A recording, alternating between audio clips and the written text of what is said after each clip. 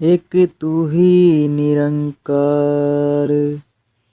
गुरु को मानना गुरु पर विश्वास के कारण संभव होता है और इसका लाभ भी गुरसिक को ही होता है। गुरु पर विश्वास करने वाले हमेशा लाभ की स्थिति में रहते हैं। सबरी ने मतंग ऋषि पर पूर्ण विश्वास किया और प्रभु श्री राम के दर्शन और उनकी सेवा का लाभ प्राप्त हुआ। सबरी द्वारा दर्शाया गया पूर्ण विश्वास व अगाध श्रद्धा नवादा भक्ति के रूप में प्रकट हुई। जिसने गुरु पर विश्वास किया उसका बेड़ा पार हुआ। गणित के प्रश्न हल करते समय शिक्षक बताते हैं, माना मूलधन 100 रुपये। सात संगत जी प्यार से कहना, धन निरंकार जी। सात संगत जी, आज यहाँ सत्संग का आनंद सभी महात्मा ले रहे हैं। युग युगों से महात्मा जीवन में आए हैं तो अपनी जिम्मेदारियां भी निभा रहे हैं। एक अपना जो किरदार है, जो नेचर है, उसे निभाते चले जा रहे हैं। मानवता के कारण के लिए खुद को निखार रहे हैं और स्वयं को सेवा में अर्पित कर रहे हैं। जो हमारा मूल परमपिता परमात्मा निराकार है, यह दात जब ब्रह्म ज्ञान के रूप में हमारी झोली में आती है तो इस निराकार के सहारे जीवन के बाकी बचे हुए जितने भी फल हैं वो उनकी याद में ही व्यतीत हो जाते हैं। जब यह प्रभु याद रहे तो समझे कि अवश्य ही हम ठीक रास्ते पर चल रहे हैं। दातार हर एक दिन के मन में यह भाव डाले। आज सत्संग के दौरान हम यह गीत श्रवण कर रहे थे कि सुमिरन मन से होना चाहिए। महापुरुष यह नहीं बोल रहे थे कि सिर्फ जीव सुमिरन करे।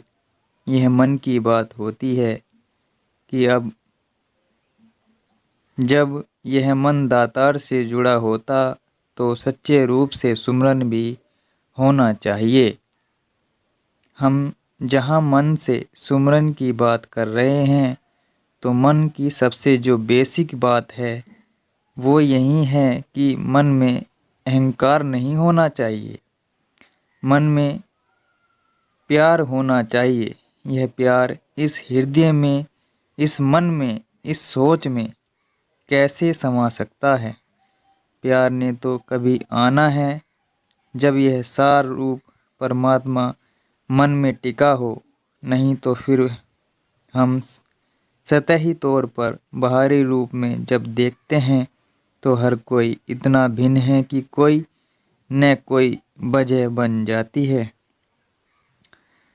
उससे प्यार न करने की हम घर के ही कुछ गिनती के सदस्यों में देखते हैं कि उसके स्वभाव कहीं न कहीं टिकते हैं। चाहे हम उस तरह से एक ही नियम का पालन कर रहे हैं और घर में भी लगभग एक जैसे ही समय पर उठ कर अपना दिल का समय व्यतीत कर रहे हैं।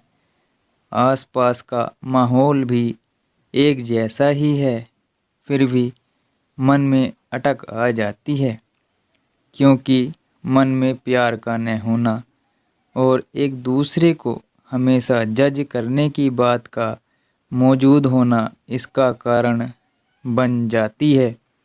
हम रहीम जी का भी दोहा अक्सर सुनाते हैं, रहीमन धागा प्रेम का मत तोड़े चटकाए, टूटे से भी फिर न जुड़े, जुड़े गांठ पड़ जाए।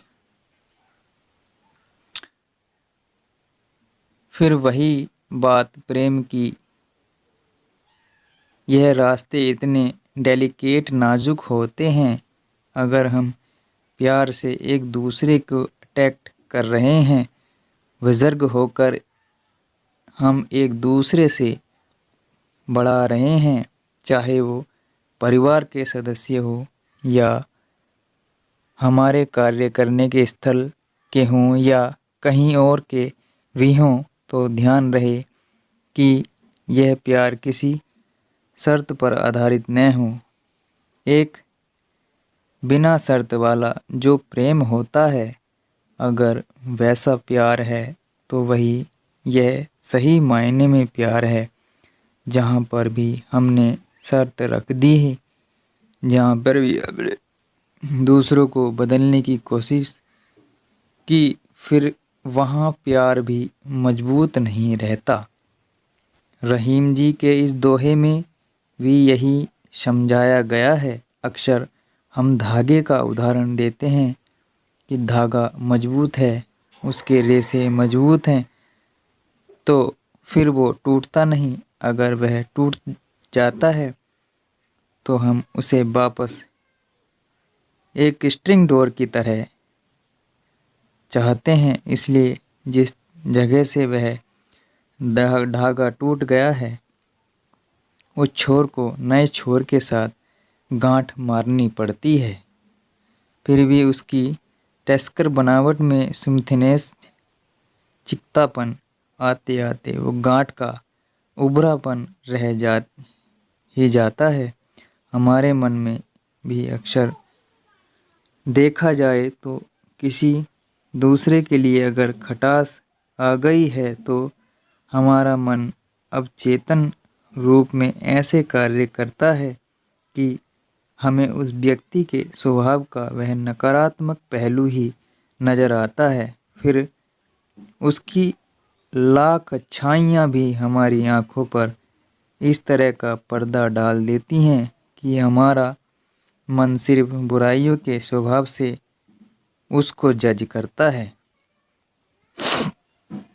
इंसान की एक और बात उसके मनोवैज्ञानिक व्यवहार की है कि हम दूसरों में सिर्फ बुराइयां ही देखते हैं।